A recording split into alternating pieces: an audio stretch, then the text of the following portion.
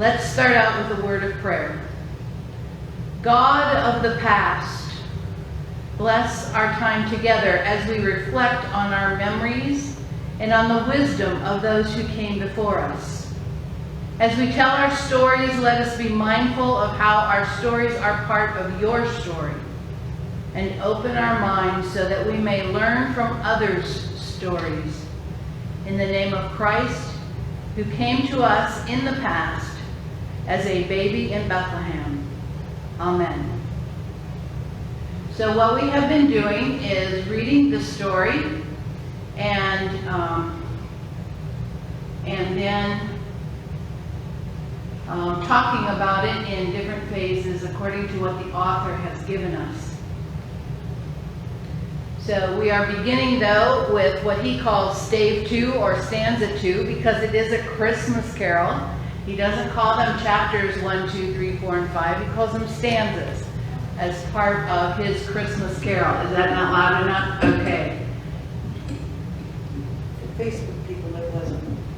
All right. I want to make sure I am loud enough. So I will begin by reading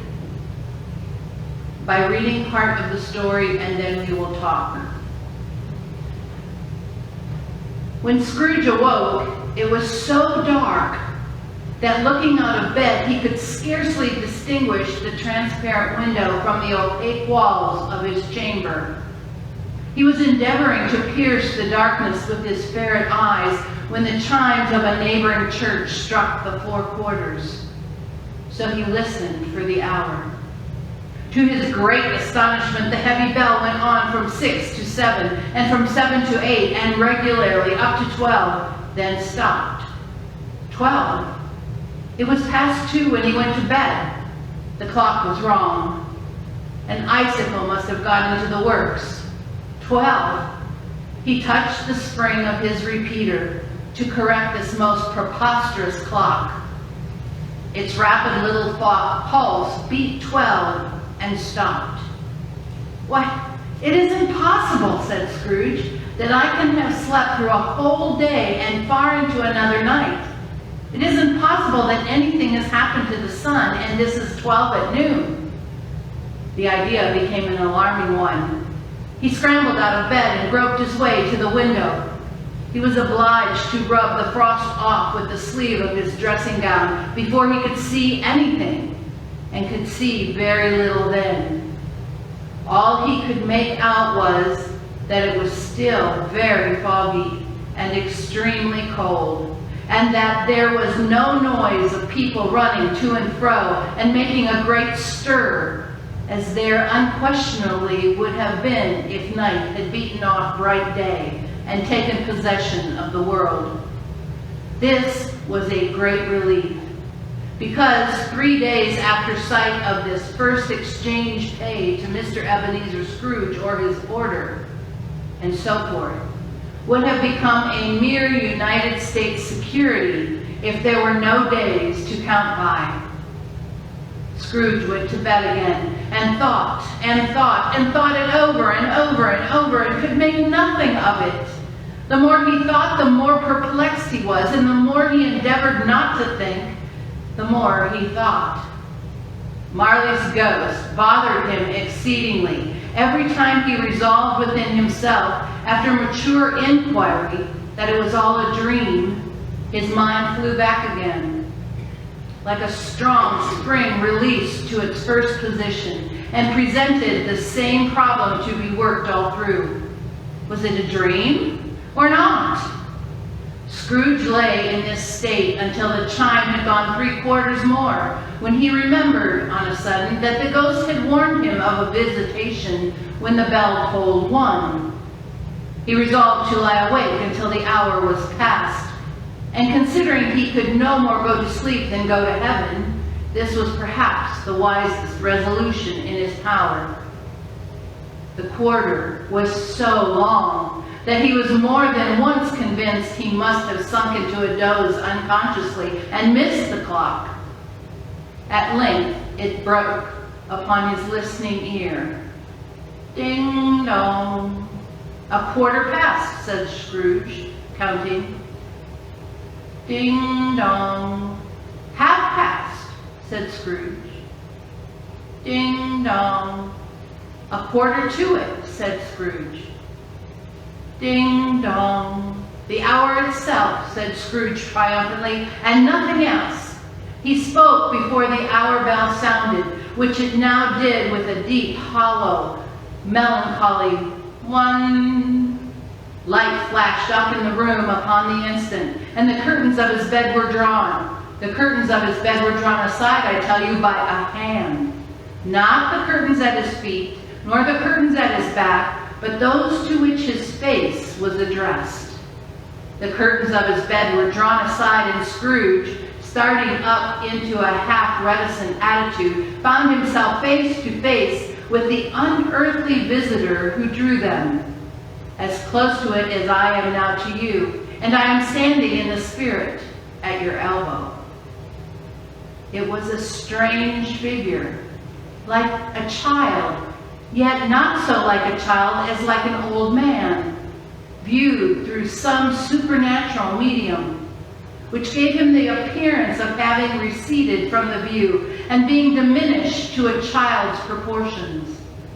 Its hair, which hung about its neck and down its back, was white as if with age, and yet the face had not a wrinkle in it, and the tenderest bloom was on the skin. The arms were very long and muscular, the hands the same, as if its hold were of uncommon strength. Its legs and feet, most delicately formed, were, like those upper members, bare. It wore a tunic of the purest white, and round its waist was bound a lustrous belt, the sheen of which was beautiful. It held a branch of fresh green holly in its hand, and in singular contradiction of that wintry emblem, had its dress trimmed with summer flowers.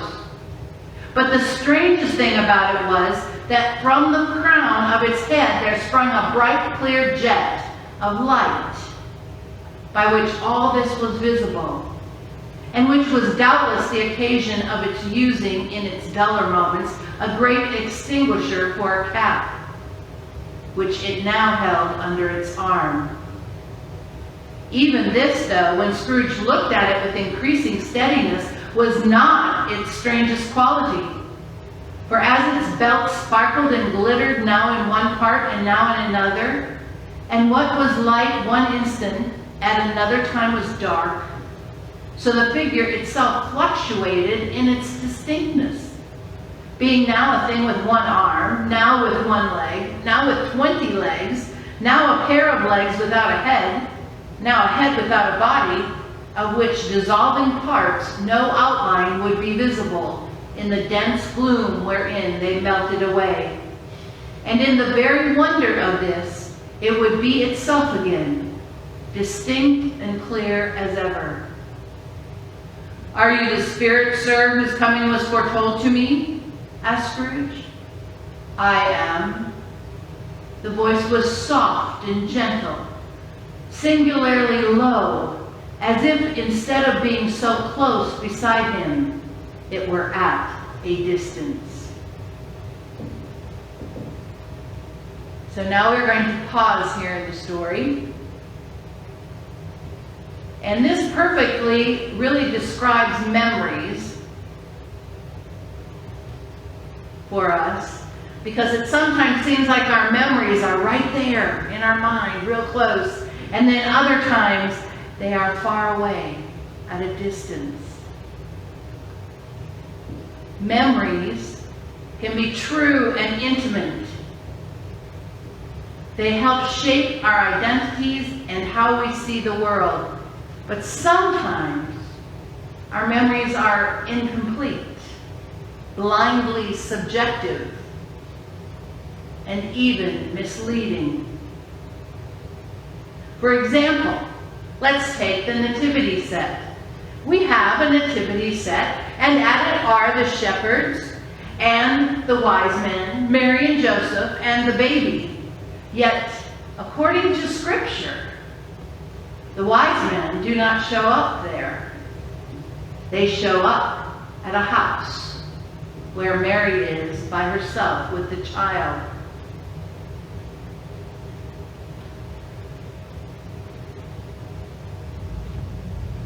Presents themselves can also hold to us in memories. In a sense, we think that this is the way Christmas is supposed to be.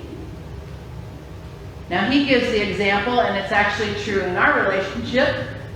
Christmas Eve was when you open presents. In my house, Christmas morning was when you open presents.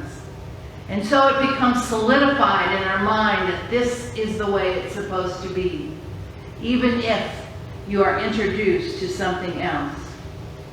So here's our question. What do you consider to be important elements of your Christmas season?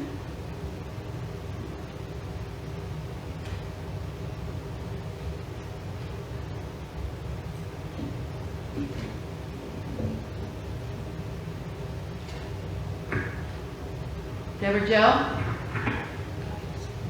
Can you hear me? To me, probably the most important thing are our Christmas Eve services. They mean so much to me, and I would be lost without them.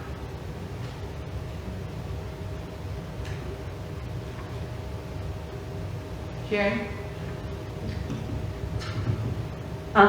That's a hard one to answer because having moved around and lived in a variety of homes where tradition was different in each home, it makes it hard to pick out on one thing. And I think the biggest thing that comes out of that is that the similarity in all was family and being together.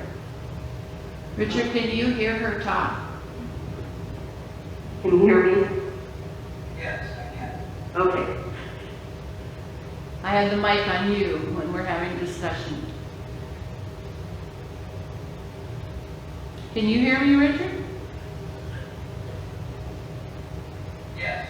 Okay. Anyone else? What are some things? One of the things is I grew up going to church on Christmas morning. Yes. Our church had, and tell me, as a child, that was torture. Just told me I've lost my internet connection. Well, Facebook is still, What? Facebook is still going. Yeah, that's picking up the airwaves.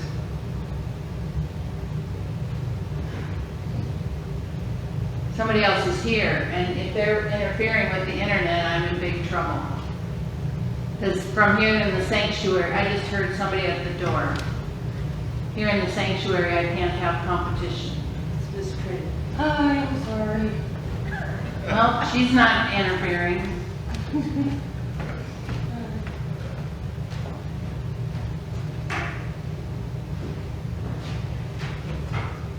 want to give us, if there's somebody? No, I don't think there is, then.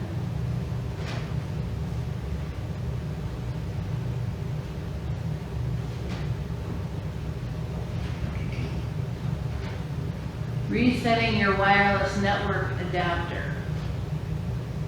Okay, let's go ahead and go on to the next question. Hopefully Richard can at least get us on Facebook Live.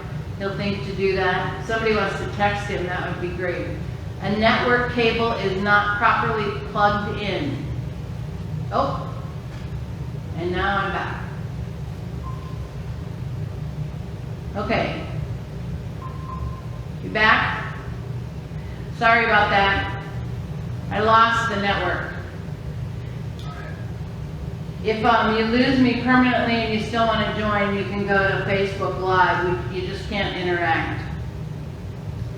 Okay.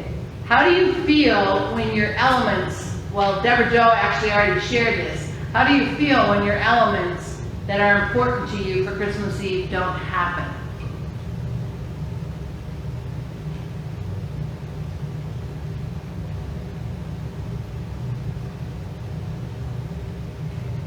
Rhoda and I found out this year. Okay, you're not on. red at the top. Press the button on the top. Press the button on the top and it should turn to green. Don't hold it down, just quick press. Okay, now top. Is it green? Yes. On top. Yes. Yes, it is. Okay, go ahead, top. Okay, what I started to say was, Ron and I found this year for the very first time on Thanksgiving, that we didn't have our whole family together. Okay, for some reason, she's not coming through. And I'm afraid Christmas will be the same. Hold the mic a little closer to you. I don't think it can get closer. Oh, she had it about this far away. Oh, Can you hear me now? yes. Okay. Like I said, Thanksgiving was disappointing this year because the very first time since we've had our children, we weren't all together. We separated into two homes. And I'm afraid Christmas will be the same. And it would be the very first time for that too, since we started having children. That's a disappointment. Although I've told both of my girls that if they are afraid to be with us, that it's fine with us that they do stay in their own home, because both of us are privileged to see our children a lot. It isn't that they're out of town or away. We do see them a lot. So, but that's still one of the things that we enjoy about Christmas. Someone else want to share? Sharon? I was just going to say that when you have a Christmas or a special holiday that is different, whether it be because of what we're going through now, or if it's because you've moved to a new area, or whatever, you develop, and you really learn to develop an appreciation for where you are at that time. And I think sometimes, last week it was talking about memories of the past, and sometimes we let those eat us instead of grasping the moment of whatever it is. Yes, it's hard, but on the other hand, there are always joys that can come out of that special time that I have found as we've lived halfway around the world, and everybody was in San Diego. I think it's what we allow it to be. Richard, did you have something? Not really, I guess. I think I'm pretty flexible, so yeah, things aren't, I don't know that there is a normal per se. So no, I would say I don't have a very. Can you hear that? He said we don't have a norm. So, that's pretty true. I don't know where the speaker is on this thing to put the mic to it.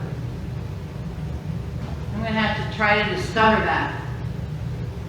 So in any case, yeah, I remember the first Christmas that, because both of our kids had spouses that live in New York, or grew up in New York, and their in-laws are in New York, we alternate Christmases, but fortunately we have the same, this is Buffalo year, or this is New York year, this would be New York year, so the kids are not going to be at our house for Christmas. But the very first time Michelle wasn't home from Christmas and we put them on the airplane, I remember crying all the way back to the house, thinking about not having a child there. And Richard had to remind me that we get her all the rest of the year. What was our problem? Was Christmas Day that really important? So, anyone else want to share something before I go on to the next question? Okay, what elements help you remember Christ during this season? I can assume the church thing does. Everybody's nodding. Yes? Are there other things? Deborah Jo? When I decorate, I have several nativity scenes, and they're very special to me, and that really reminds me of what Christmas is all about. when I stuck those out all around the house. Ron, I saw you pick up the mic, so I'm going to assume you want to say something. Is it on? Yes. Is it on? That's the top stones, the red was green. Is it green on top? Yes. Yeah, Okay, hold it closer to your mouth, Ron. it's hard to do. Can't see it. Oh, well, hold it near the end, and then you'll know exactly where your I hand is. can't see down past my nose, you know what I mean? But I'm not a big fan of these things, I don't mind telling you. But anyway, for me, the things that I remember that make Christmas special are the Advent season and the church services. When I'm with Deborah Joe, to me, the Christmas Eve service, especially at 11 o'clock, with candles and communion, it's just, to me, it's the highlight.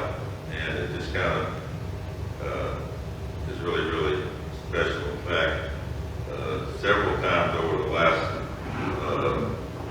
5 or 6 years, I've gone to 2 Christmas Eve services. When we were members at Lakeside, we would go to their 7 o'clock service, and we'd come home, and then I'd come over here to this one because it was closed.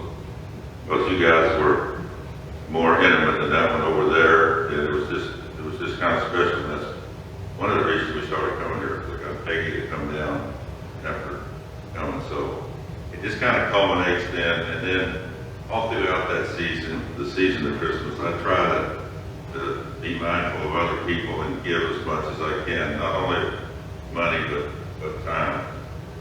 And falling off ladders.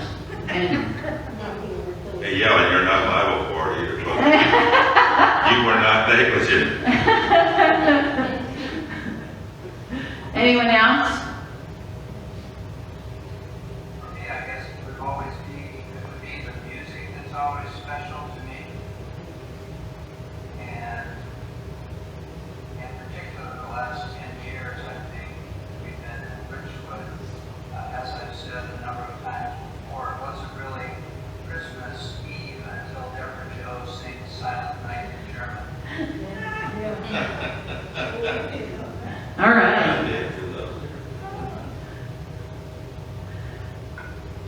Okay, that means you heard him at least.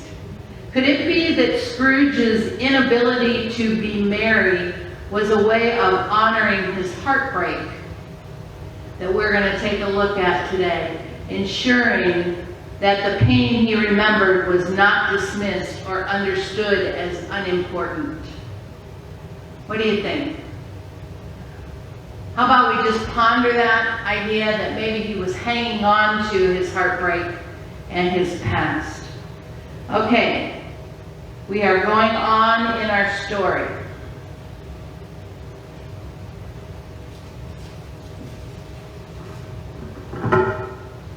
Who and what are you? Scrooge demanded. I am the ghost of Christmas past. Long past? Inquired Scrooge, observant of its dwarfish stature. No, your past. Perhaps Scrooge could not have told anybody why, if anybody could have asked him, but he had a special desire to see the spirit in his cap and begged him to be covered. What? Exclaimed the ghost. Would you so soon put out with worldly hands the light I give? Is it not enough that you are one of those whose passions made this cap and forced me through whole trains of years to wear it low upon my brow?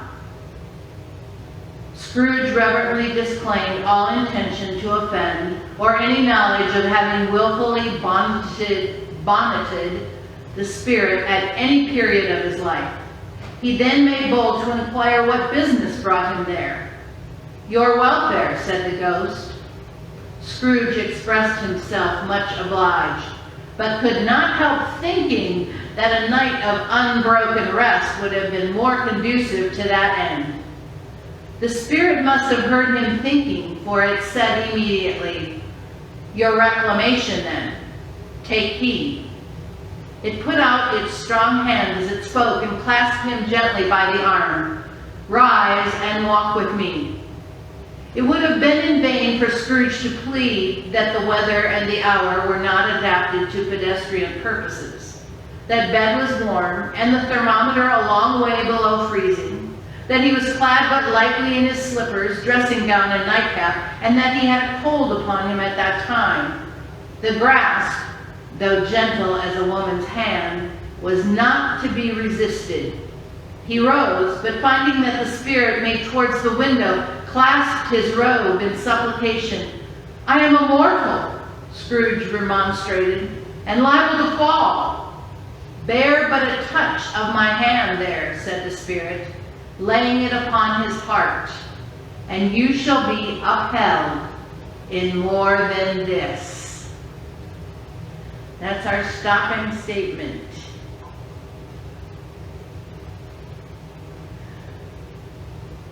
The past is really a small phrase for something representing everything that has happened up until I just read this. To assume that my experiences during my lifetime is the way things always have been or the way things always should be is wrong. Remembrances bring both joy and pain, but they help remind him of who he was and from where he came. When memories are painful, how are you held up?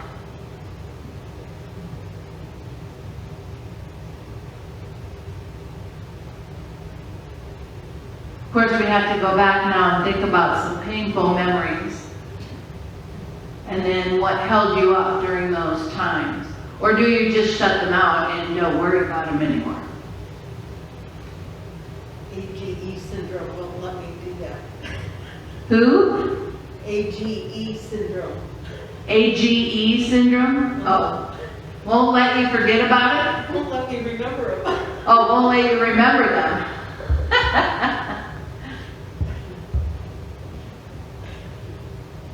It's an interesting comment by this ghost. Don't you think?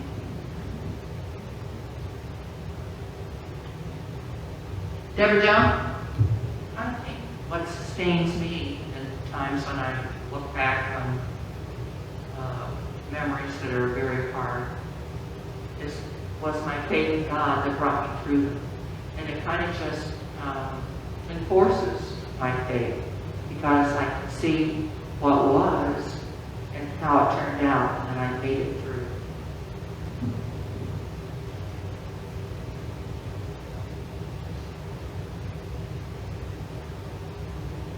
Anyone else want to share?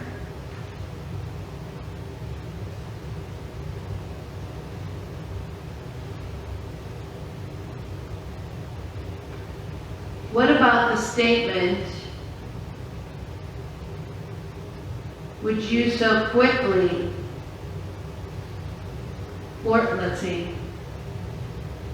would you so soon put out with worldly hands the light I give?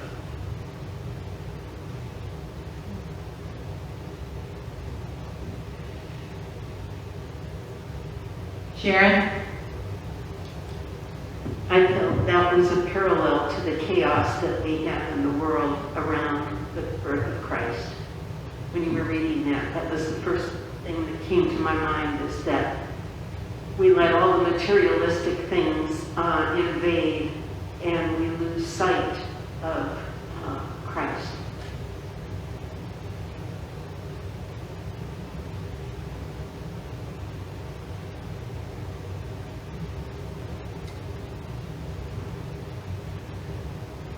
Is there not also sometimes we don't light, if you equate it with truth, that sometimes we don't want the light shone on these dark places because we like to hold on to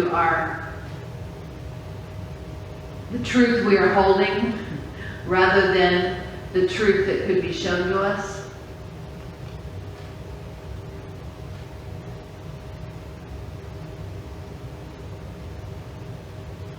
that carries you into the discussion of what is truth. Because it's easy to believe that what you think is the truth when actually it isn't the truth. So one man's truth is another man's untruth. It's a thing that has been thrown around a little more in the recent years, and I think about that a lot.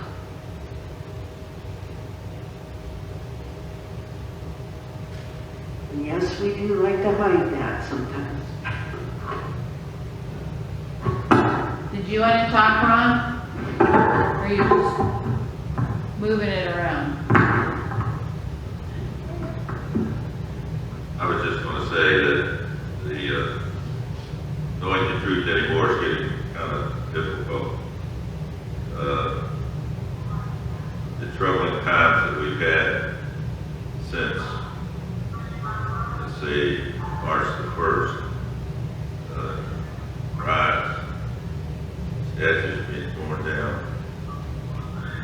election supposedly fraud or no fraud, Hunter Biden, whether he was guilty or not guilty, all kinds.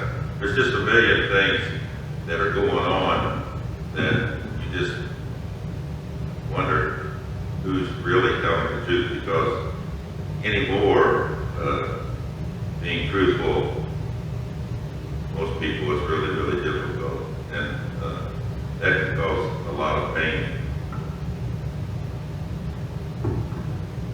Yes, I agree. Knowing, and it's, even the news is just full of controversy on both sides and what's happening and what is truth and what is not truth. It's really gotten to be a difficult world. I always like to use the example of our being in Rome, and we were just a couple blocks from the Colosseum. This was years and years ago, but there was a march, a protest march, and it was a very peaceful protest march, and it went on for 5 hours.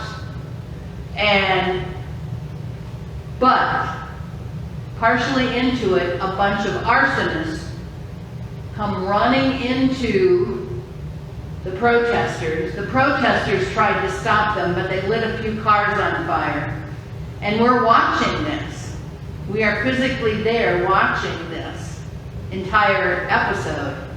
And it was all, and then a police squad came in with tear gas, so it was all over in 20 minutes. So here's this peaceful protest for 5 hours, 20 minutes, and it wasn't even the protesters that did the deeds. And CNN News said, protests in Rome turned violent, and all they're showing is these burning cars. And we're like, wait a minute, we were there. That's not exactly what happened at all. And so then that just makes you distrust almost much of what you hear. Ron? There's one truth that I do know, two truths. One, the Bible is true. And when you hear the stories on TV, somebody is lying. Somebody is lying. And it goes on, and they lie so much that they believe it.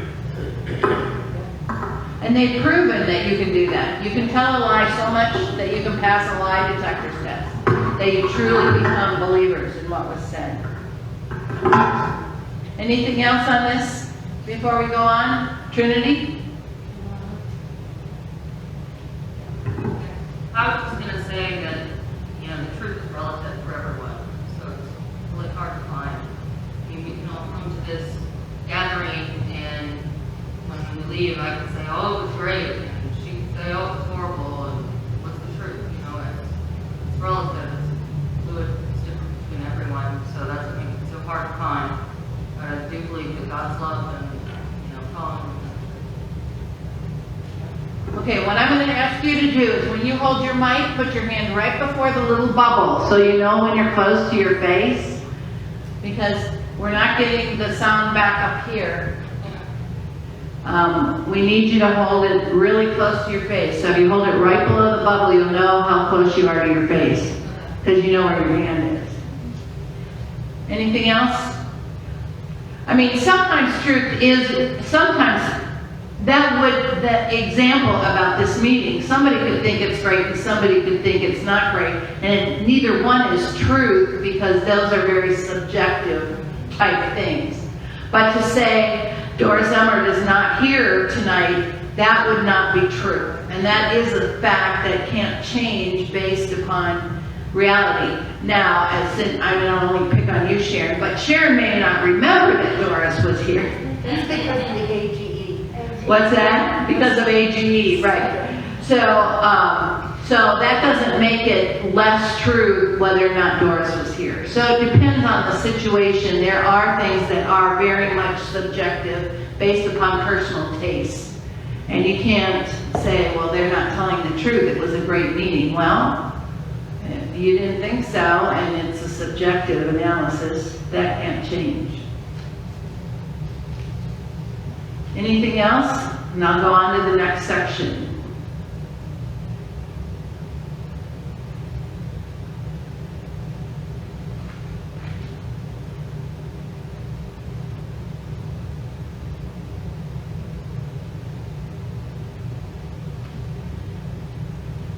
I gotta make sure where I'm stopping. Okay. As the words were spoken, they passed through the wall and stood upon an open country road with fields on either hand. The city had entirely vanished. Not a vestige of it was to be seen. The darkness and the mist had vanished with it, for it was a clear, cold winter day with snow upon the ground. "Good heavens," said Scrooge, clasping his hands together as he looked about him. "I was bred in this place. I was a boy." The spirit gazed upon him mildly. Its gentle touch, though it had been light and instantaneous, appeared still present to the old man's sense of feeling. He was conscious of 1,000 odors floating in the air, each one connected with 1,000 thoughts and hopes and joys and cares, long, long forgotten. So Christmas is a season of senses, of using all of our senses more than any other season of the year. And so some of these same things will heighten our awareness of Christmas. And they're buried in our subconscious memory. So just think for a minute. It says that Scrooge had 1,000 odors that he sensed in Christmas. Think for a minute. When does the season start to feel like Christmas to you? What is it that starts the emotions and the blood running of looking forward to Christmas for you?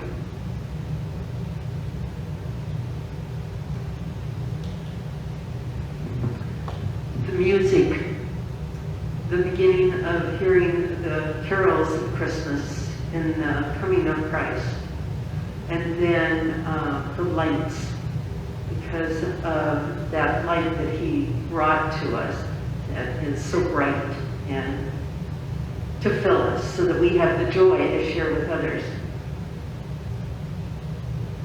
Deborah Jo? The smells, as Scrooge was talking about, when I start baking my Christmas cookies, because most of them, those are the only time of year I bake them. And also when I get out the Christmas things and I cut fresh limbs off of the trees, or I purchase them, and you smell that holly smell or Christmas tree smell, that really starts my fluids going, and I think, oh boy, here we go. Time to celebrate.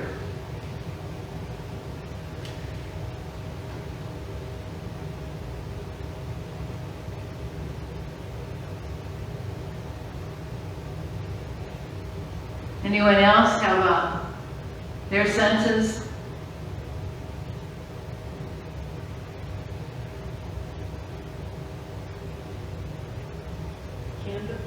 Candles and cinnamon.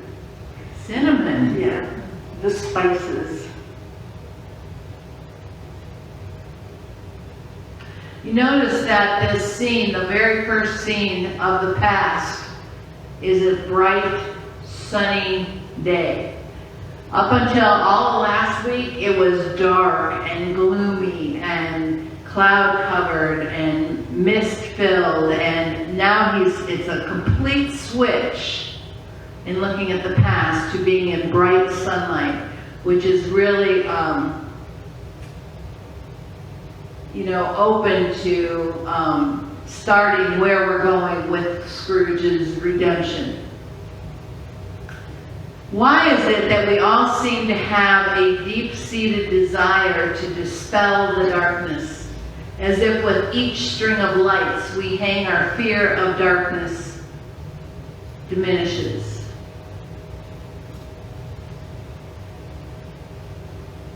Why do you think we have the desire to have light?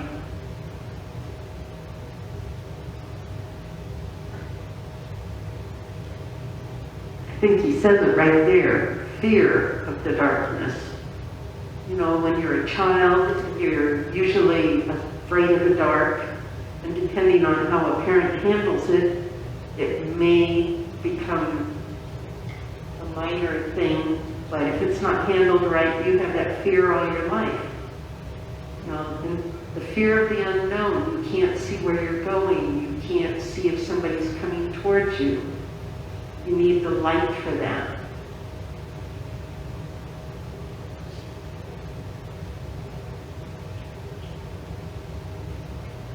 We can see better with light.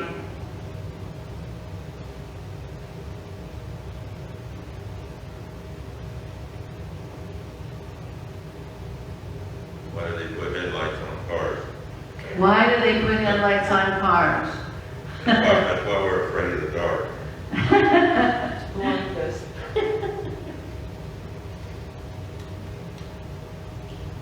Is your Christmas filled with anticipation, patient waiting, or exhaustion? Is that A, B, or C? A, B, or C? I want D, all of the above.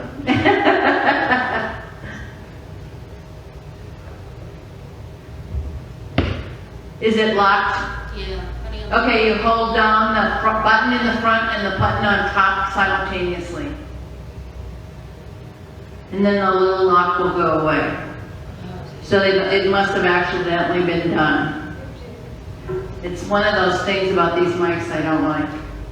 Because I think every guest speaker we've ever had has had that happen to them. They accidentally locked it off. I was just going to say that I think everyone's more comfortable in the light than they are in the dark. Don't you suppose everyone's more comfortable?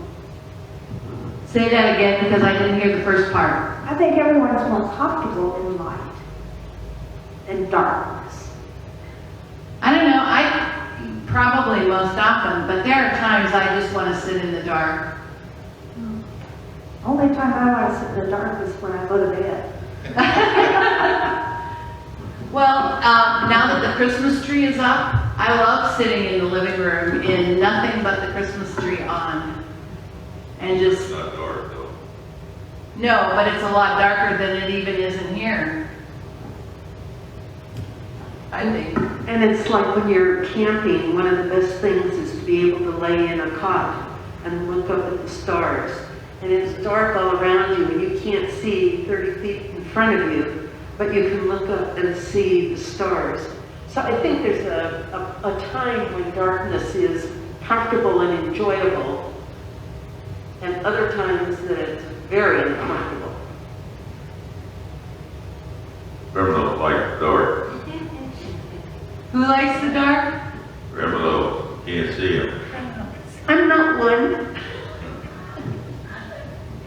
We all look like the criminals. Yes, well, that's actually biblical.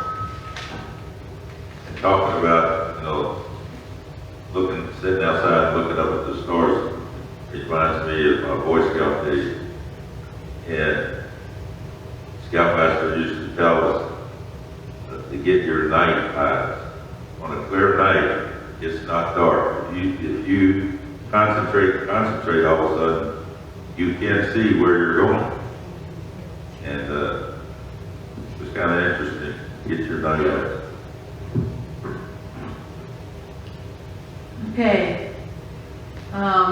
Unless there's another comment, I'll go ahead and proceed with the next section. Okay.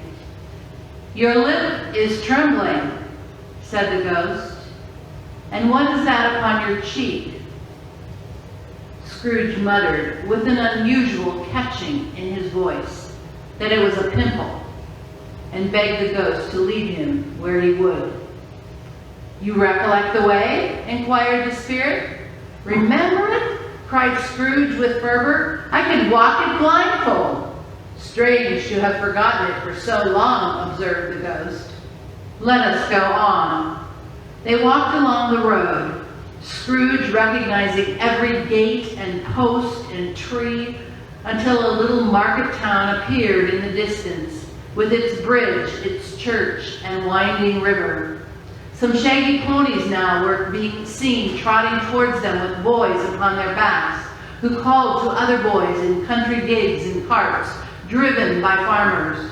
All these boys were in great spirits and shouted to each other until the broad fields were so full of merry music that the crisp air laughed to hear it. These are but shadows of the things that have been, said the ghost. They have no consciousness of us. The jocund travelers came on, and as they came, Scrooge knew and named them everyone. Why was he rejoiced beyond all bounds to see them? Why did his cold eye glisten and his heart leap up as they went past? Why was he filled with gladness when he heard them give each other Merry Christmas as they parted at crossroads and byways for their several homes? What was Merry Christmas to Scrooge out upon Merry Christmas? What good had it ever done to him? The school is not quite deserted, said the ghost. A solitary child, neglected by his friends, is left there still. Scrooge said he knew it, and he sobbed. They left the high road by a well-remembered lane and soon approached a mansion of dark red brick, with a little weathercock-surmounted cupola on the roof, and a bell hanging in it. It was a large house, but one of broken fortunes, for the spacious offices were little used. Their walls were damp and mossy, their windows broken, and their gates decayed. Fowls clucked and strutted in the stables, and the coach houses and sheds were overrun with grass. Nor was it more retentive of its ancient state within. For entering the dreary hall and glancing through the open doors of many rooms, they found them poorly furnished, cold and vast. There was an earthy savor in the air, a chilly bareness in the place, which associated itself somehow with too much getting up by candlelight, and not too much to eat. They went, the ghost and Scrooge, across the hall to a door at the back of the house. It opened before them and disclosed a long, bare, melancholy room, made barer still by lines of plain deal forms and desks. At one of these, a lonely boy was reading near a feeble fire, and Scrooge sat down upon a form and wept to see his poor, forgotten self as he used to be. Not a latent echo in the house, not a squeak and scuffle from the mice behind the paneling, not a drip from the half-thawed waterspout in the dull yard behind, not a sigh among the leafless boughs of one despondent poplar, not the idle swinging of an empty storehouse door, no, not a clicking in the fire, but fell upon the heart of Scrooge with a softening influence. and gave a freer passage to his tears. The Spirit touched him on the arm and pointed to his younger self, intent upon his reading. Suddenly a man, in foreign garments, wonderfully real and distinct to look at, stood outside the window with an axe stuck in his belt and leading by the bridle an ass laden with wood. "Why, it's Ali Baba!" Scrooge exclaimed in ecstasy. "It's dear old honest Ali Baba. Yes, yes, I know. One Christmas time, when yonder solitary child was left here all alone, he did come. For the first time, just like that, poor boy. And Valentine," said Scrooge, "and his wild brother Orson, there they go. And what's his name? Who was put down in his drawers asleep at the gate of Damascus? Don't you see him? And the Sultan's groom turned upside down by the genie. There he is upon his head. Serve him right. I'm glad of it. What business had he to be married to the princess?" To hear Scrooge expending all the earnestness of his nature on such subjects, in a most extraordinary voice between laughing and crying, and to see his heightened and excited face, would have been a surprise to his business friends in the city, indeed. "There's the parrot," cried Scrooge, "green body and yellow tail, with a thing like a lettuce growing out of the top of his head. There he is. Poor Robin Crusoe," he called him. When he came home again after sailing round the island, "Poor Robin Crusoe. Where have you been, Robin Crusoe?" The man thought he was dreaming, but he wasn't. It was the parrot, you know. "There goes Friday, running for his life to the little creek. Hello! Whoop! Hello!" Then, with a rapidity of transition very foreign to his usual character, he said, in pity for his former self, "Poor boy," and cried again. "I wish," Scrooge muttered, putting his hand in his pocket and looking about him after drying his eyes with his cuff. "But it's too late now." "What is the matter?" asked the Spirit. "Nothing," said Scrooge. "Nothing. There was a boy singing a Christmas carol at my door last night. I should like to have given him something.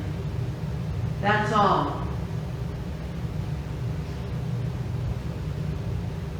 This is the first glimpse that we have of his reclamation. He laments missing an opportunity to make a difference for another person. For the first time, he realizes how lonely he was as a child. His family distant, he isn't even included in Christmas past vision. His own imagination was his only companion. He is beginning an intimate relationship with himself. Jesus, our Savior, called fishermen, not for what they had done, but for what they would do for God's kingdom. We also are called to love God and neighbor by following God's perfect plan for our lives. We cannot live out what God is calling us to if we are climbing up the wrong trees.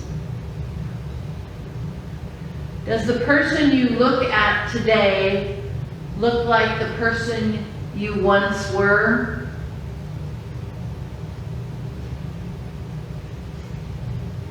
That's my question. And some of you may not feel comfortable sharing that.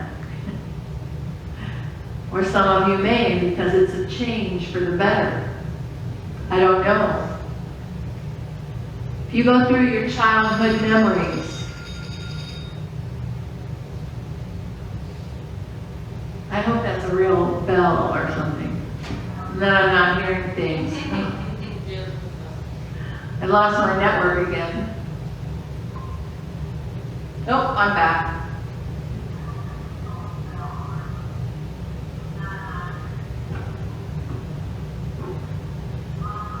I'd say it's almost impossible to not change over the years when you think as a teenager things that were exciting, and all that kind of stuff, and your first marriage, and kids, and grandchildren, and then empty nest. There's so many things that come at you in life that we're always changing. We're just moving forward or moving back. I have a homemade card that my daughter gave me just before she got married. It was a Mother's Day card, but she made it, and it was a woman with a hose in her hand spraying some people.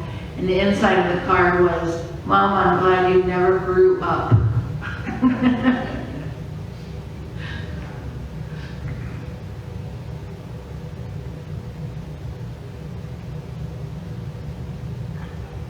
So some of us are still waiting to grow up.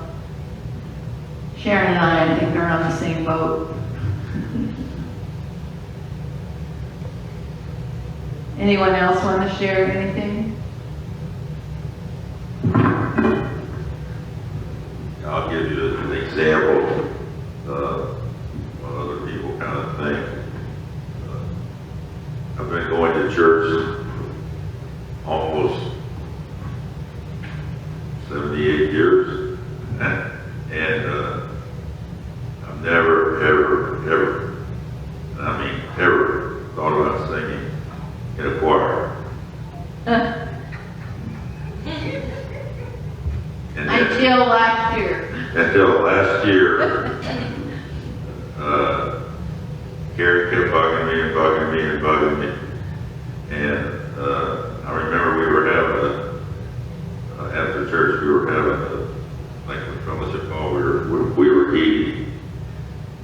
And you talk about change, I just decided, it's for Christmas. They need men. I'll try. What the heck, So you do change.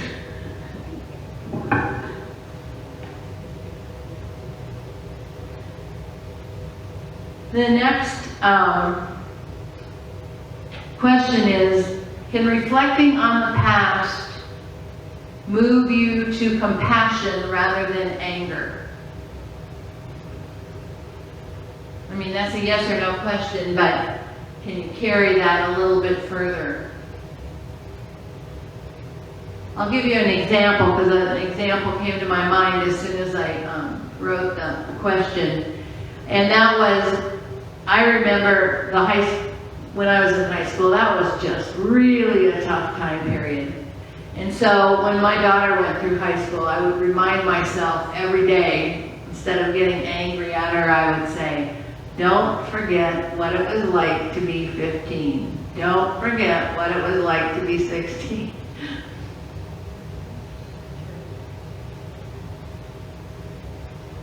Because that can move you to compassion much quicker than, why is she not doing what I want?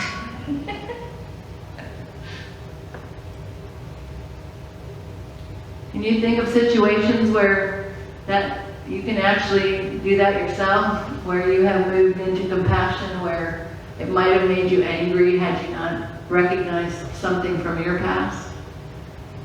It's a tough question. I think it's the journey that you're on, and you maybe don't even realize it until a situation related to it comes up later. And after you work through it, you go, huh, I didn't realize I could do it that way. It seems that your life journey, so long as you're paying attention to that, is making you more compassionate as you grow. I'm going to ask you to hold your mic with your other hand because you're talking with that hand. And guess what? I'll talk with this one. Oh, is that what's going to happen now? Because when you're talking, you keep moving it away, and then we can't hear you, and then we can hear you, and then we can. Okay. I can remember when I was 18 and 19, I lived at home, and it was fairly strict. And to the point that clothes were picked out and I could put some on, but they didn't like my mom didn't like that change. chance to attend Indiana University and move away. And that was a real life experience. I felt free as a bird. I said, I can do whatever. I can get up when I want. I can go to bed when I want. I said, I'm loving this life. And so it was nice, but you do change. And I really when I look back, it's kind of funny how I was, I guess, resentful of the fact that it was so strict. Because when I got away, I took advantage of it. So did you pick out clothes for your kids? No. They just had to go to church. They had to go to church, and Peggy stopped cooking when we moved to Lexington, so they were all young. And we used to take them out to dinner after church or lunch, because then we'd have pizza at night. So we didn't cook at our house on Sunday. We still don't. But I used to tell them, they go through a cafeteria line and be all this good food and all these desserts. And so I remember my days, and I just used to tell them, I said, I don't care what you buy, I don't care what you eat, you just have a good time. But there's one rule: if you buy it, you eat it. You're not leaving anything. And they remind me of that every once in a while.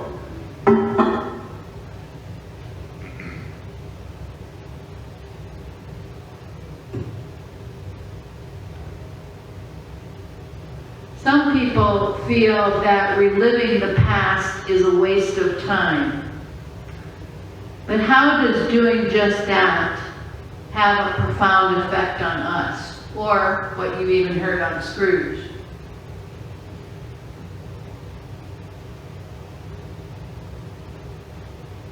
If you don't want to get that personal, you can talk about the story instead of yourself.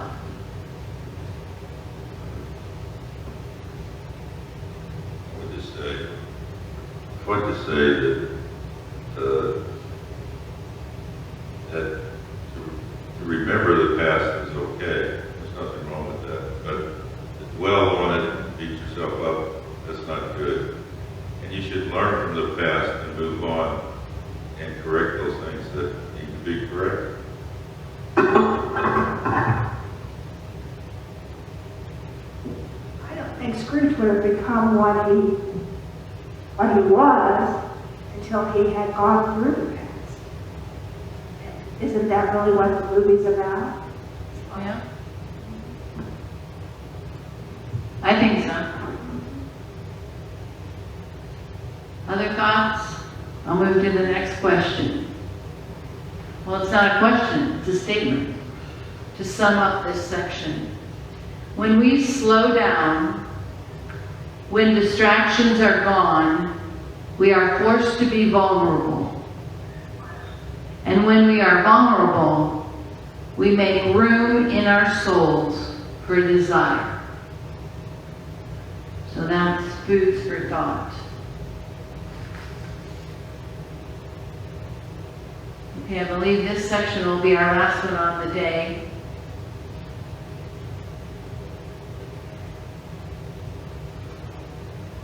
The ghost smiled thoughtfully and waved its hand, saying as it did so, "Let us see another Christmas." Scrooge's former self grew larger at the words, and the room became a little darker and more dirty. The panels shrunk, the windows cracked, fragments of plaster fell out of the ceiling, and the naked legs were shown instead. But how all this was brought about, Scrooge knew no more than you do. He only knew that it was quite correct, that everything had happened so, that there he was, alone again, when all the other boys had gone home for the jolly holidays. He was not reading now, but walking up and down despairingly. Scrooge looked at the ghost and with a mournful shaking of his head glanced anxiously toward the door. It opened, and a little girl, much younger than the boy, came darting in and putting her arms around his neck and often kissing him and addressed him as her dear, dear brother. "I have come to bring you home, dear brother," said the child, clapping her tiny hands and bending down to laugh. "To bring you home, home, home." "Home, little Fan?" returned the boy. "Yes," said the child, brimful of glee. "Home for good and all. Home forever and ever. Father is so much kinder than he used to be. That home's like heaven. That I was not afraid to ask him once more if you might come home, and he said, yes, you should, and sent me in a coach to bring you. And you're to be a man," said the child, opening her eyes, "and are never to come back here. But first, we're going to be together all the Christmas long and have the merriest time in all the world." "You're quite a woman, little Fan," exclaimed the boy. She clapped her hands and laughed and tried to touch his head, but being too little, laughed again and stood on tiptoe to embrace him. Then she began to drag him in her childish eagerness towards the door, and he, nothing loath to go, accompanied her. A terrible voice in the hall cried, "Bring down Master Scrooge's box there!" And in the hall appeared the schoolmaster himself, who glared on Master Scrooge with a ferocious condescension, and threw him into a dreadful state of mind by shaking hands with him. He then conveyed him and his sister into the veriest old well of a shivering best parlor that was ever seen, where the maps upon the wall and the celestial and terrestrial globes in the windows were waxy with cold. Here he produced a decanter of curiously light wine and a block of curiously heavy cake, and administered installments of those dainties to the young people, at the same time sending out a meager servant to offer a glass of something to the postboy, who answered that he thanked the gentleman, but if it was the same tap as he had tasted before, he had rather not. Master Scrooge's trunk being by this time tied up on top of the chaise, the children bade the schoolmaster goodbye, right willingly, and getting into it, drove gaily down the garden sweep. The quick wheels dashing the hoarfrost and snow from off the dark leaves of the evergreens like spray. "Always a delicate creature whom a breath might have withered," said the ghost, "but she had a large heart." "So she had," cried Scrooge. "You're right. I will not gainsay it, spirit. God forbid." "She died a woman," said the ghost, "and had, as I think, children." "One child," Scrooge returned. "True," said the ghost. "Your nephew." Scrooge seemed uneasy in his mind and answered briefly, "Yes."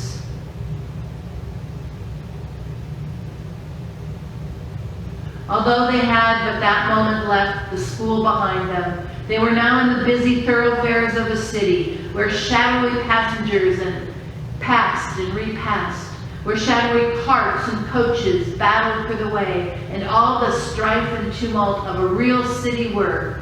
It was made plain enough by the dressing of the shops, that here too it was Christmas time again, but it was evening and the streets were lighted up.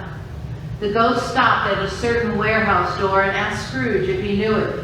"Know it," said Scrooge. "Was I apprenticed here?"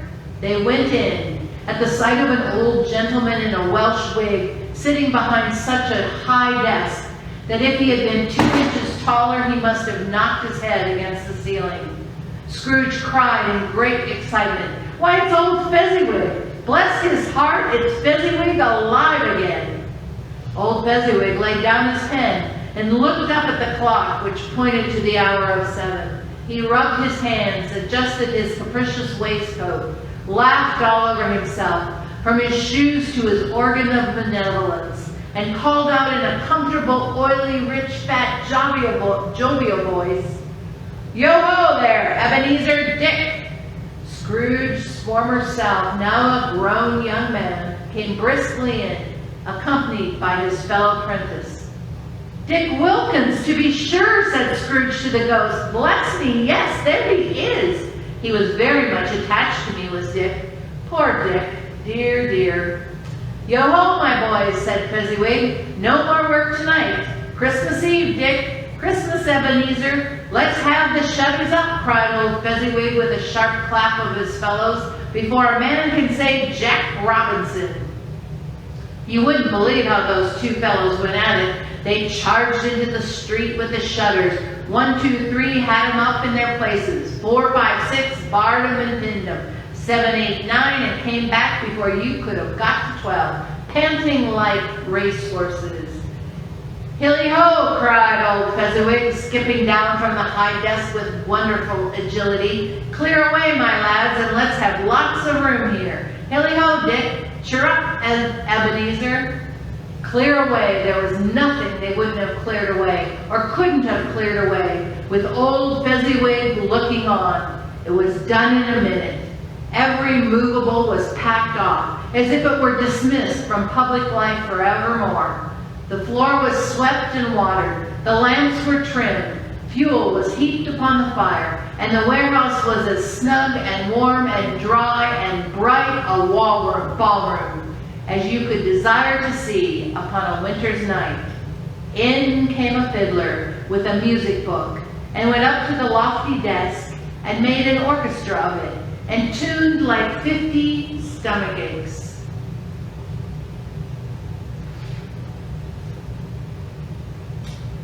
Music moves our soul, mind, and body into communion with the God who spoke life into existence.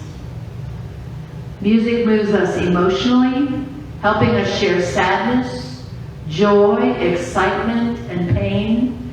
Music calls us to clap our hands and dance to the beat. Music stretches our minds to appreciate the relationship between the pitch and the tenor. What kind of music moves you during Christmas?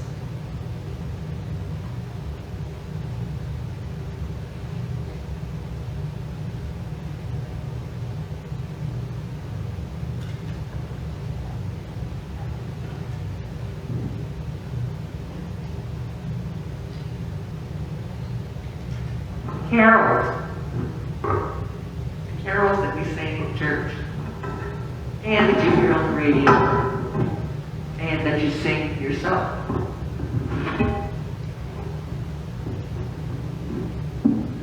Are you aware that 93.3 starts Christmas music on November 1st?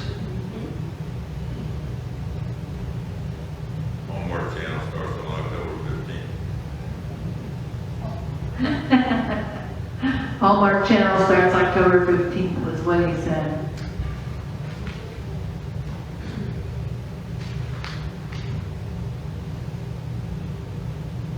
You know, it bothers, I shouldn't say bothers me, that's not the right word, but 93.3 is a Christian station, and there's a lot of the Santa music on that channel as well.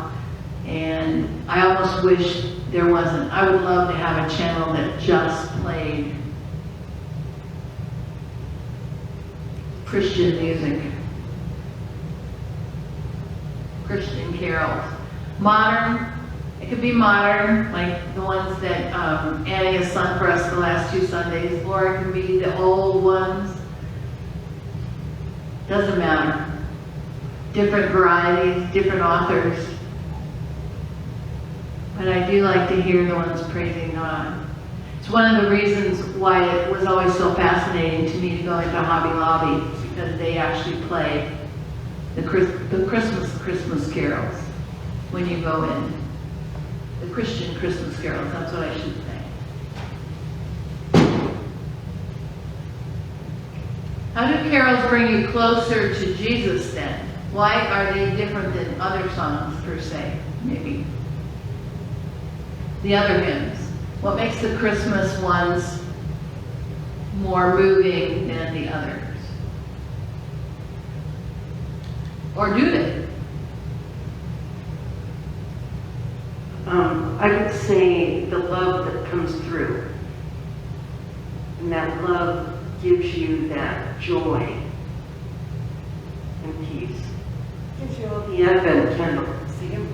Yeah, you're right. You talk with whatever hand's holding the mic. It's like the Advent candles. Each one gives you a specialness of season, and I think that's what the Christmas carols do, is it really, they focus on each of the pieces of the Advent candle. Joy, peace, hope, and love.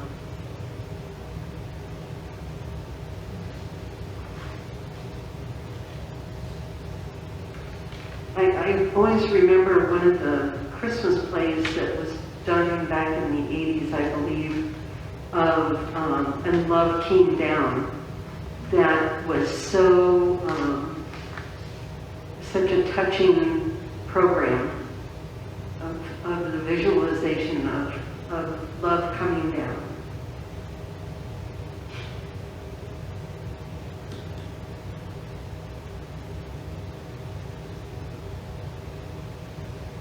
Anyone else? What makes the Christmas ones? The ones that move us at this time of the year? Or I think probably because we only hear them once a year. We're never tired of them because we don't hear them all the time. And so they're always special at Christmas.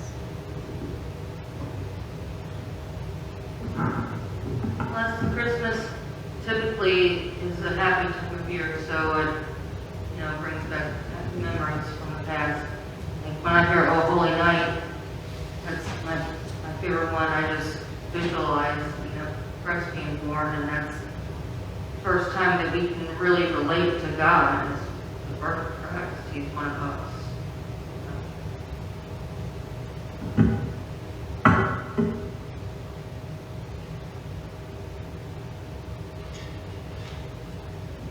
okay, as we reflect now upon these memories and our memories, let's talk about our senses. Music is our hearing, the sounds.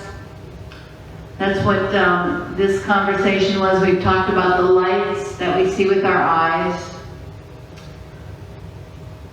We've talked about Spices and foods the spices, cookies, our taste and smell.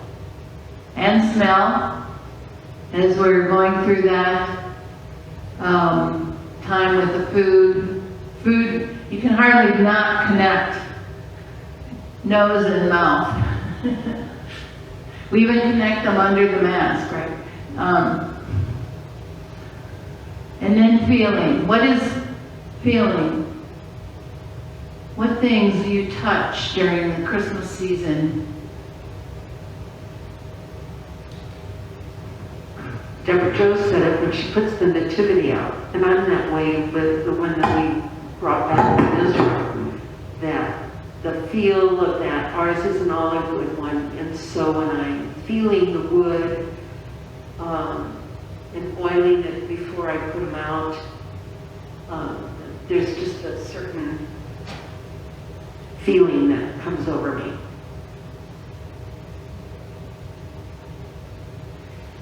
What about sap from a live Christmas tree, or are we all into the artificial? Well, Deborah Jo, you talked about it. With the smell of the pine, but even then there's a feel to the pine as you bring in the live trees that invoke, it's sticky, exactly, that's the feel. Let's wash our hands. So, okay, we're going to stop in the middle of the party at Fezziwigs. So, and party all week till next week. And we'll go ahead and close in prayer. God of Christmases past, you have been stuck at work. You have been at work in our lives since the beginning. Open our eyes to see all of the ways you have been at work in our memories and in the Advent and Christmas traditions that have been handed down to us. Give us the courage to examine mistakes we've made in the past so that we will continue to grow into the people you have created us to be. In Jesus' name, amen.